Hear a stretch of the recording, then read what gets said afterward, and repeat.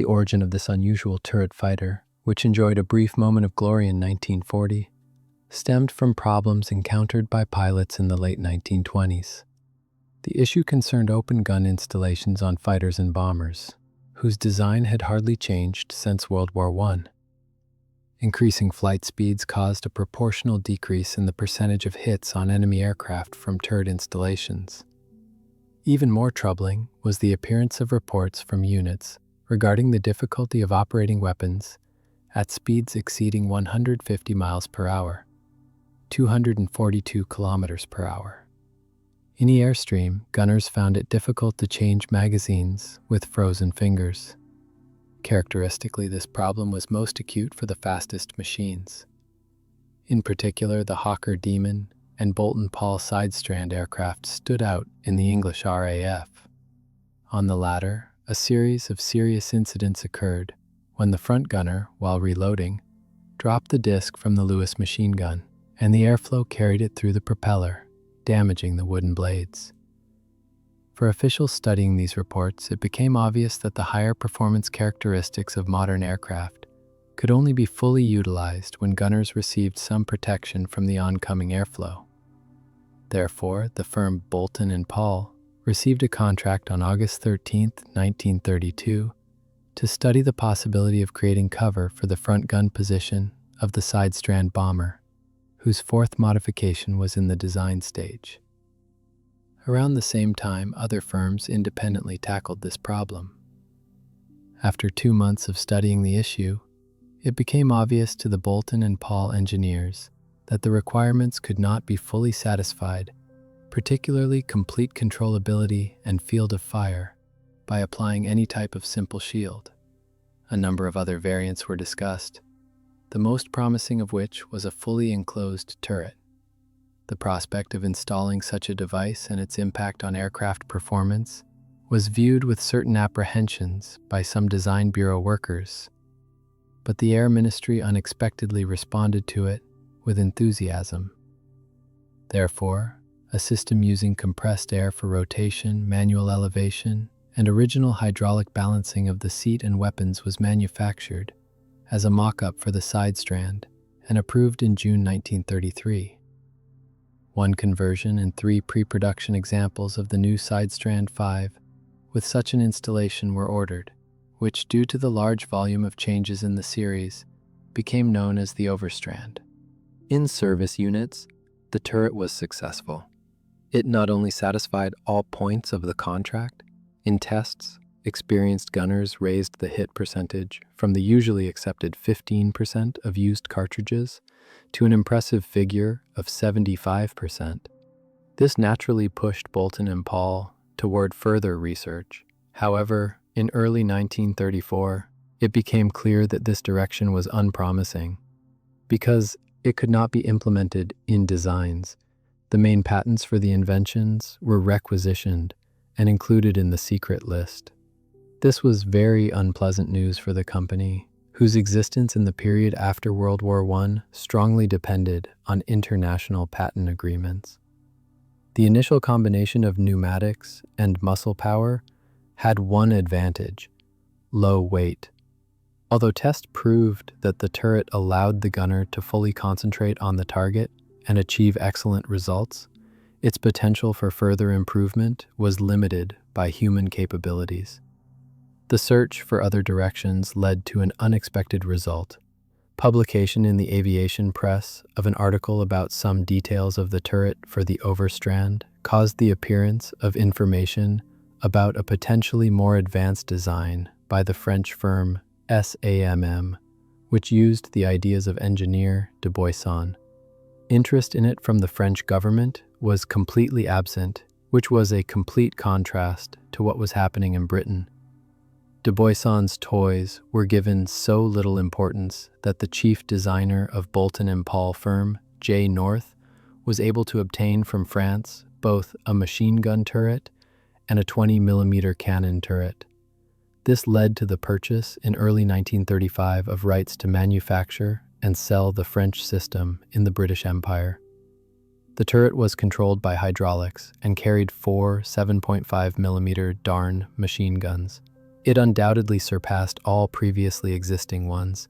Based on French documentation, 2 prototypes of turrets for Browning machine guns were ordered from SAMM. Even in this early period, the cannon was considered significantly more promising for bomber defense, but development proceeded slowly. The company, renamed Boulton Paul Aircraft Limited, was painfully relocating from Norwich to Wolverhampton. The main attention of the design bureau was occupied by machine gun turrets. In Wolverhampton, they were preparing tooling for the production of a new batch of 2-seat Hawker Demon fighters, obsolete machines that clearly would soon have to be replaced. Created based on the day bomber Hart, the Demon represented a traditional approach to designing 2-seat fighters. The main armament was fixed, and the rear gunner was engaged as needed. However, the success with the Boulton Paul turret and the prospect of even more advanced models appearing led to a serious reassessment of the concept of combat with bomber formations.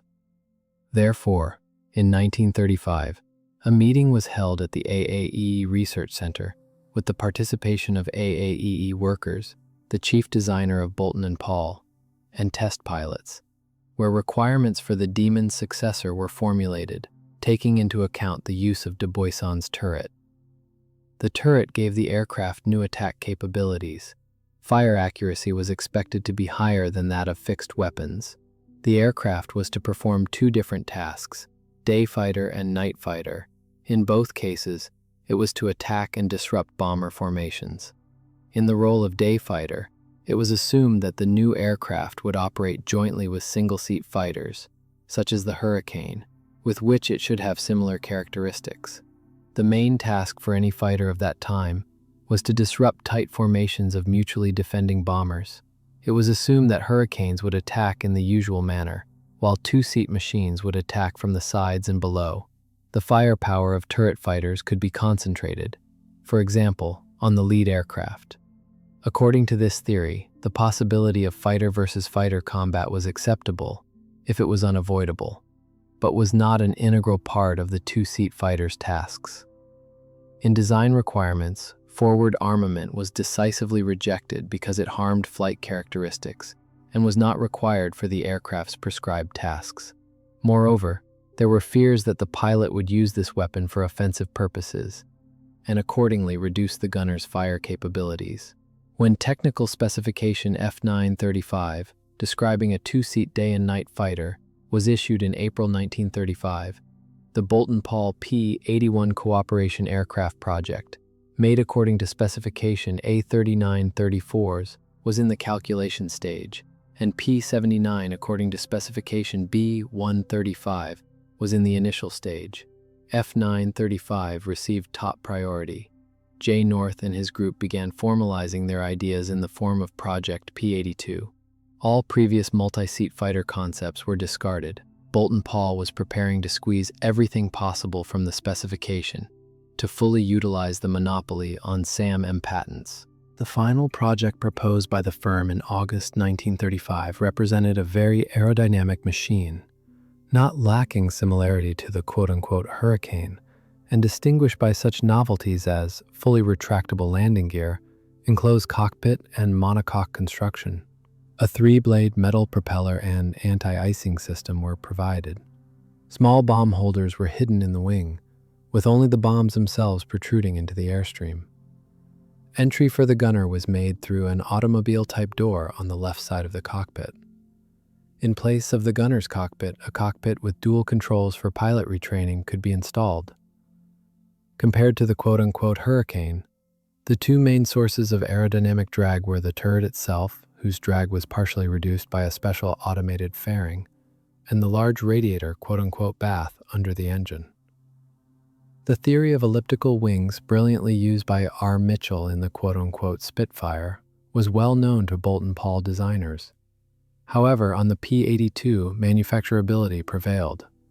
A compromise solution was adopted. The wing tapered along both edges and had rounded tips. The quote-unquote Merlin F engine was quite an obvious choice. Calculated characteristics assumed a speed of 520 km per hour at an altitude of 4,575 meters and 492 kilometers per hour at 7,626 meters. Weight was somewhat optimistically estimated at 2,621 kilograms. Unsurprisingly, operations paired with a quote-unquote hurricane were considered quite possible. Such importance was given to the quote-unquote revolutionary idea of the turret fighter by the RAF staff that prototypes were ordered from all firms that proposed their projects according to specification F935, including quote-unquote Armstrong Whitworth, Bristol, Hawker, and Supermarine. Such an action clearly went beyond all financial frameworks provided for specification F935, and special Treasury authorization was required. While seeking this permission, more careful study of the proposed designs allowed for selection, and the number of competitors was actually reduced to two, quote-unquote Boulton Paul and quote Hawker. The latter machine was based directly on the light bomber Henley, and therefore was considered more suitable for mass production requirements.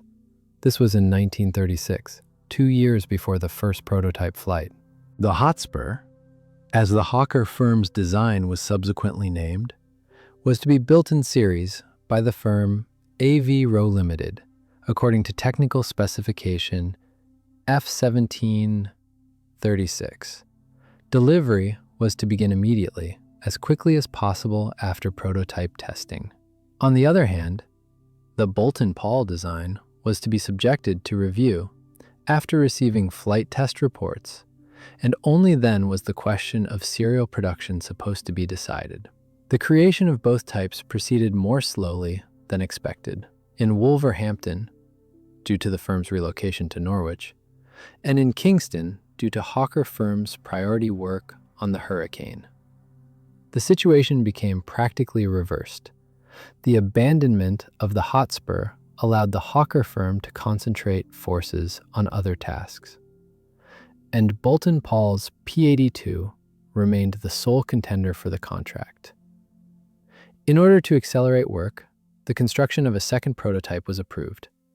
While working on the first P-82 prototype, North's choice of 2 Deboyson turrets was properly evaluated. No time was lost in adapting their design to English technology.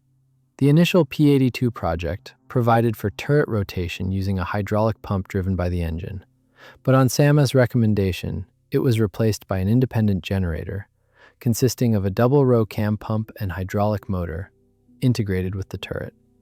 A mock-up of such a turret received full ministry approval before Christmas 1935.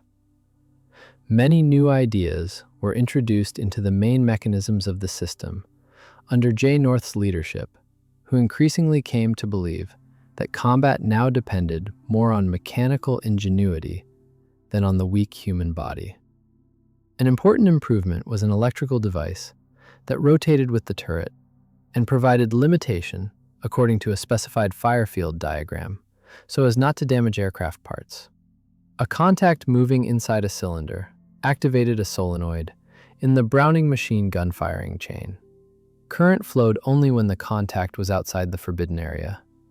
This method effectively interrupted firing when the weapon was aimed at structural elements of the airframe. March 1937 was marked by an order for a series of 87 aircraft, officially named Defiant, numbers from L6950 to L7036. The first prototype, K8310, was almost ready. Tests were being conducted on a turret installed on the nose of an overstrand. The target aircraft was a Hart. Since there was no turret yet for installation on K8310, in order to begin testing as quickly as possible, it was completed as a single-seater with appropriate ballast compensation. In this form, the machine made its first flight from Pendeford Airport in Wolverhampton on August 11. The aircraft was piloted by S. Feather. With the Merlin 1 engine, a speed of 486 kilometers per hour was achieved. This was less than expected, but more than the Hotspur prototype had managed to achieve, and at this stage adequately justified continuing the work. Overall controllability and stability were excellent. Deeply satisfied with the handling characteristics, North wished to immediately connect the Wasp with its sting, but the ANAEE did not want to return their prize, the turret. In August and September, there was quite a heated exchange of letters regarding the return of the turret to the company, but unsuccessfully. This delay, which ended only at the end of 1937, was just the first for the Defiant. Even the complete clarity and speed in the official firing test, conducted in just 2 weeks in February 1938, could not compensate for the lost time in serial production plans. At this stage, the Defiant prototype already differed significantly in details from the August 1935 project. The main improvement was the removal of the large radiator from under the engine and moving it under the center section, like the Hurricane. The oil radiator remained in the same place under the nose section as planned in 1935, but numerous wind tunnel tests allowed for a gradual reduction in the dimensions of this device and achieved a very small cross-section by the time of the first flight. The automotive door for the gunner and enclosed bomb racks were never installed. To simplify production, a non-retractable tail wheel was installed, which became standard for all subsequent aircraft. The decision to replace the planned Merlin II engine with the serial Merlin III on production machines led to even greater delays and required changes to the working drawings, which were already ready to be sent to the workshops. Some changes were also made during assembly of the second prototype, K8620, which had the Merlin II. It received a production canopy without the excessive central strut that was directly in front of the pilot's eyes, new landing gear fairings and ailerons. These last 3 items were also implemented on the first prototype. Due to all these changes and improvements, K8620 took to the air only on May 18, 1938, and on June 30th the first production machine followed, after 5 ill-fated years since the contract was signed. Since the contract 622849/37 for the first 87 production Defiants was signed under specification F5/37, events in the political world flashed by with tremendous speed. To accelerate the delivery of machines to operational units, it was decided to increase the size of the contract. Such a step was very necessary during the Munich crisis. Thus, in February 1938, the series was increased by 202 aircraft, and in May of the same year, an additional batch of 161 machines was requested. The seemingly successful negotiations between Chamberlain and Hitler provided some respite, and it was then that the decision was made to install the Merlin III. It was envisaged that the first 87 aircraft would not be considered as production examples, but would be considered an intermediate model. Orders grew to 450 aircraft, but the additional machines were documented separately, specifying that all examples starting with No. 1539 would have a constant speed propeller instead of the 2-pitch de Havilland propeller, and a completely redesigned electrical system allowing for the installation of the most modern instruments and communication equipment under development. The first Defiant 1 was sent to the ANAEE in September 1939 for testing with small bomb carriers. Then followed a machine for the Central Flying School, where handling tests were conducted, and an aircraft for 111 Squadron at Northolt, where it was compared with the Hurricane. The comfortable cockpit layout and good general handling of the prototype were confirmed and even improved through very minor changes in equipment placement and a modest increase in aileron area. However, training air combat with Hurricanes immediately showed that any single-seat fighter like the Hurricane could defeat the Defiant, and that the latter would have a hard time when it encountered the German Messerschmitt Bf-109 for the second time. The British somehow believed that in the first encounter the Defiant would use the advantage of surprise. These tests also demonstrated that full realization of the Defiant's capabilities required very close cooperation between pilot and gunner, especially if defense against enemy fighters would be necessary. Compared to the original assessment, the prototype's weight of 3,403 kilograms might already seem high, but after numerous changes made to the production Defiant 1, its actual operational weight became 3,774 kilograms, with the improved Merlin engine providing no significant power increase. There was little doubt that the aircraft could perform the tasks prescribed by the designers, but the general opinion was that if it was forced into maneuvering air combat, it would have few chances. In December 1939, 264 Squadron received the first 2 Defiants. It became the first Royal Air Force unit equipped with this new type. By this time, 50 machines had been assembled. Their use was supposed to begin in April 1940. The familiarization period brought a heap of reports about engine and landing gear failures, which led to all aircraft being grounded at the end of January. Rolls-Royce's efforts eliminated these problems in 7 days, and from the second week of February, the flight ban was lifted. The production fighter Defiant 1 was similar in appearance to its contemporary, the Hurricane. It had the same Merlin 3 engine of 1030 horsepower. The wingspan was 11.89 meters, length 10.77 meters, and wing area 23.26 square meters. The wide track provided good ground handling, comparable to that of the Hurricane. Maximum gross weight was 3,789 kilograms.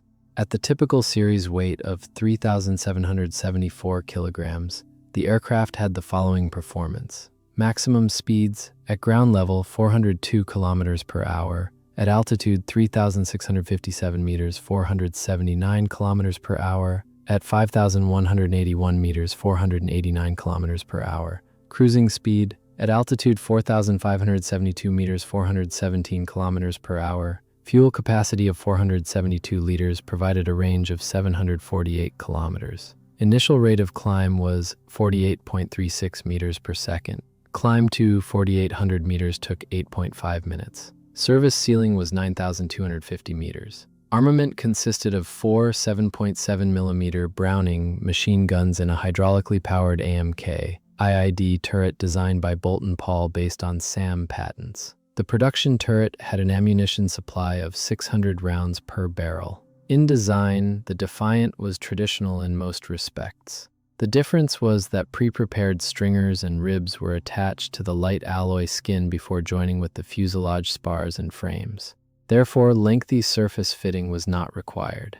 Each panel was drilled and countersunk for rivets before assembly. This allowed for repeated processing to high quality with a minimum number of skilled workers. It's also interesting that the upper fuselage fairings were pressed from plywood to save weight. The metal monocoque in the lower part fully provided sufficient strength. On March 20th, 1940, 2 flights of 264 Squadron achieved combat readiness and were sent to Wittering Base. For conducting offensive operations, they were transferred to Duxford, where they achieved immediate success, shooting down a Junkers Ju-88 on May 12th. However, just 1 day later, the prediction of the 111 Squadron commander came true. After destroying 4 Ju-87Bs off the Dutch coast, Defiance of B Flight encountered an escort of Messerschmitt Bf-109Es. In the ensuing battle, 5 of the 6 twin-seat fighters were shot down, which caused the curtailment of 264 Squadron's large-scale operation to protect shipping in the English Channel from German bombers. During the evacuation from Dunkirk, the squadron had a brief moment of glory. There, the Defiance operated as intended, mixed with Hurricanes. The external similarity of the Hawker fighters led to the destruction of 37 aircraft of various types, including 2 Bf-109Es and a Bf-110 in 1 day. The fact that the Germans acknowledge only 14 machines shot down in this period does not diminish the obvious success of that day. However, German pilots soon identified the aircraft's weaknesses. Several Defiants were lost on May 31st. As a day fighter, the Defiant's success was isolated. The most important problems that appeared during this short period of combat were the following. Difficulty in piloting the aircraft so that the target was constantly in the turret's firing zone. The gunner's exit through the emergency ventral hatch proved practically impossible due to the necessity of turning the turret to the forward position. The absence of negative elevation angle did not allow defense against attacks by single-seat fighters from below and behind. Shortly after the Dunkirk episode, a second squadron, the 141st, began forming on this type of machine, receiving the first aircraft. Reaching combat readiness in early June, it became part of 13 Group. In the same month, delivery of the first batch of 87 aircraft was completed. From the 20th, this squadron underwent training for night flights, the second and main task for which the Defiant was designed. However, the tactical situation at that time was such that it could allow a combat unit only a few training flights of this kind. The same can be said about training for cooperation as support groups for single-seat fighters in the coming Battle of Britain. Flying formations of unescorted bombers from far away, for the destruction of which the Defiant was conceived many years ago, never appeared. By this time, large areas of the southern coast were already within reach of Luftwaffe fighters. Although the machine performed well against single stragglers or careless Messerschmitts, its shortcomings in maneuvering combat were constantly manifested. Maintenance conditions deteriorated when early aircraft with numbers beginning with L were mixed with later machines with N numbers, equipped with improved electrical equipment. This event was met by ground crews without much enthusiasm. In August 1940, the number of night sorties increased as much as unit strength allowed. By the end of the month, the increase in German night activity became the reason why the Defiant 1 was entirely transferred to night operations. By this time, half of the aircraft produced by the factories had already been lost by operational units. It was fortunate for all that the Defiant's unsuitability for day combat, which manifested in 1940, proved to be more than compensated by its use for night interception, where it became a very useful weapon until the appearance of more modern types of aircraft that were then under development. By February 1941, production reached its peak, 60 aircraft per month. This allowed for the formation of several new squadrons, including the 307th Polish, 255th in 1940, and the 89th, 96th, and 151st in early 1941. The importance attached to the rapid introduction of Defiance in repelling the German night air offensive was such that when functions changed, aircraft designations were not changed to save precious time that would have been spent on repainting in workshops. From May 1941, each air group had at least one Defiant unit, which participated in all major night air battles, such as during the Axis aircraft raid on Merseyside. This determined the very important role that aircraft of this type played at that time. The difficulties of target detection in the night sky decreased with the appearance of the AI Mark IV radar, small enough to be installed on the Defiant. In 1941, they began retrofitting them to Defiant 1, which became known as Defiant IA. This raw device was far from desired. It was operated mainly by the pilot. Then came the improved AI Mark VI variant, which was factory installed on most Defiant 2s as Modification 194. The situation also required increased flight duration, mainly in night patrol conditions. Consequently, new tanks were introduced on all production Defiant 2s, increasing range to 885 kilometers at a cruising speed of 418 kilometers per hour.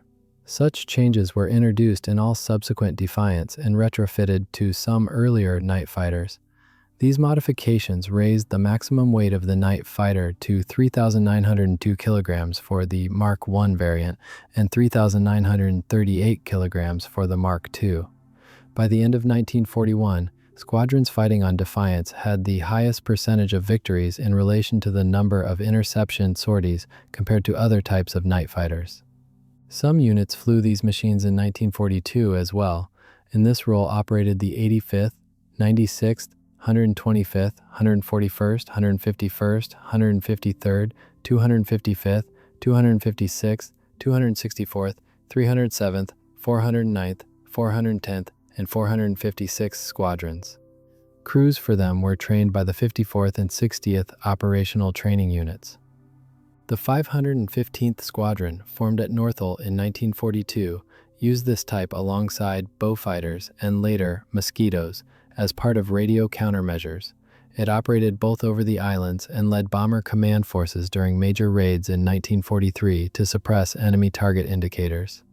One of the roles assigned to surplus Defiance in 1942 was Air-Sea Rescue Service. In February 1942, both modifications were tested with an inflatable dinghy type M in a container suspended on a small bomb carrier. After testing, 4 more squadrons were formed in addition to the 281st, the 275th, 276th, 277th, and 278th. The converted rescue Defiant served for about 6 months until the appearance of the Spitfire ASR Mark II-C. The most significant episode of rescue variant use was the deployment of all 12 aircraft of 277 Squadron in support of the Dieppe raid on August 19, 1942. By this time, they had abandoned the release of the last batches of Mark II, as well as the intention to order another 298 aircraft.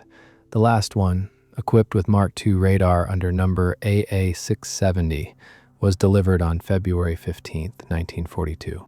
Further design developments proceeded along the lines of target towing aircraft. The ultralight variant of the Defiant, with a Merlin 24 engine weighing only 3,403 kilograms, was designated Defiant TTM-RII. This was the first variant of the Defiant with a Merlin 24 engine, but it was never built. As a result, the project with the Merlin XX was erroneously registered as Defiant TTMK2. The error obviously stems from the fact that in 1944, during official tests, the variant with the Merlin XX was called Defiant MK2 XTT. TTMK1 machines with Merlin XX entered service as new aircraft, 140 were manufactured, and as conversions from MK2 fighters. Orders for new machines were placed in July 1941. Subsequently, the order for the last 10 aircraft was canceled. The changes, carried out as Modification 339, included replacing the turret with an observer's cabin, with the occupant seated facing the tail, and installing a winch. A large container for sleeve targets was bolted under the rear part of the fuselage, and there was also an internal compartment for flags. Two types of winches could be installed, MCO-B, with drive from a large windmill on the left side of the fuselage, for anti-aircraft gunner training, or MKIE, with electric drive for air gunner training. The overall dimensions of the aircraft remained identical to the NFMK2. The limitation on maximum diving speed of 579 to 628 kilometers per hour was also retained. Horizontal speed decreased to 402 kilometers per hour, and the recommended weight to 3,766 kilograms. The typical weight with equipment for a production machine with Type B winch was 3,716 kilograms, and with Type E winch, 3,680 kilograms. Ballast was added to the latter variant, so the weight difference did not reflect the true difference in winch weights, 73 kilograms. Tropical equipment, special air intake, exhaust pipe sealing, drainage and mountings plus rescue kit raised these figures to 3,741 kilograms and 3,705 kilograms respectively. The aircraft could tow all standard targets, 90 centimeter and 1.2 meter sleeves, 1.2 meter and 1.7 meter flags, as well as a 90 centimeter target for rear attacks. The sequence of target release was determined only by training requirements. Delivery of these machines began in January 1942 and ended in March 1943. By this time, many surplus MKO fighters had appeared. 150 of them were also adapted for towing as TTM-K3. The availability and good handling of the, quote, Defiant led to many examples being selected for experiments by both government organizations and private companies. Thus, the aircraft became a, quote, jack of all trades. N7024, N3311, and DR863 were used for testing together with AA354, which on September 6, 1943, made a unique flight with a 12.7 millimeter Martin Maxim turret. It was accompanied by a Tempest during this flight. At Farnborough, numbers 3484 and 3514 were used for engine testing. The latter tested a high-altitude carburetor for, quote, Merlin engines types 45 and 46. Rotol tested propellers on numbers 3322 and 3430, while AA292 and DR944 tested various catapults. Martin Baker first ejected a dummy from DR944 on May 11, 1945, and then 5 more during the same week. An extraordinary experimental aircraft designed by Boulton Paul was the, quote, Defiant with special features. It was intended to test elements of projects P.103 and P.105. P.103 was a carrier fighter with a Rolls-Royce Griffon RC-5SM or Bristol Centaurus CE-12SM engine and contra-rotating propeller. This aircraft retained only the wing plan form from the Defiant. The machine, built to specification number 7/43 through a combination of streamlined forms and laminar wing profile, was calculated to achieve 745 kilometers per hour at a weight of 4,637 kilograms or 700 kilometers per hour at 5,073 kilograms with Griffon or Centaurus engines respectively. P-105 was a two-seat carrier attack aircraft, also with a Centaurus engine. Its characteristics were comparable to P.103. The advanced concept of modular conversion directly aboard ship allowed for diversity in mission execution. The Defiant flying testbed was to demonstrate the viability of all these ideas. It was based on the Mark II with a Griffon engine and Rotol contra-rotating propeller. Among the features incorporated on this machine were variable stroke landing gear shock absorbers, similar to those later installed on the Hawker Sea Fury, a reversible propeller that provided braking during dives, automatic opening of landing gear doors during dives simulating bomb bay door opening, control stick force balancing, elevator servo tabs, electrified trim tabs, and a Mach meter. All of this was to be ready by June 1944. The trim tabs and Mach meter were tested in September on a TT Mark I and the doors on a Mark II around the same time. Requests for quote-unquote surplus, Defiant fighters as target tugs were significant, and they soon displaced aircraft such as the Lysander from anti-aircraft artillery cooperation units, air gunnery schools, and various special units. 5 full squadrons worked with anti-aircraft gunners, the 285th through 289th, and 2 flights, the 1479th and 1480th flying Defiants. The 567th, 667th, and 691st squadrons, and several flights, also had significant numbers of them. Training flights at 5 main bases in Great Britain and the Central Gunnery School at Catfuss received their share, as did the 2nd, 3rd, 7th, and 10th Air Gunnery Schools, the 9th Air Observer School, and the 2nd, 9th, and 18th Advanced Flying Schools. In the Navy, the Defiant was used by 13 squadrons. At least 2 Defiant tugs were loaned to the American Air Force. In addition to this, most training units and many operational squadrons at the end of the war had at least one Defiant fighter or tug for gunnery training. Nevertheless, in 1945 the Defiant quickly disappeared from British skies. Only one surviving example is known today. It is located in the Royal Air Force Museum. Although the Defiant did not fulfill its intended combat role, it nevertheless proved to be a decent design, capable of satisfying a number of other roles, including night interception, in which it successfully distinguished itself in 1940-1941.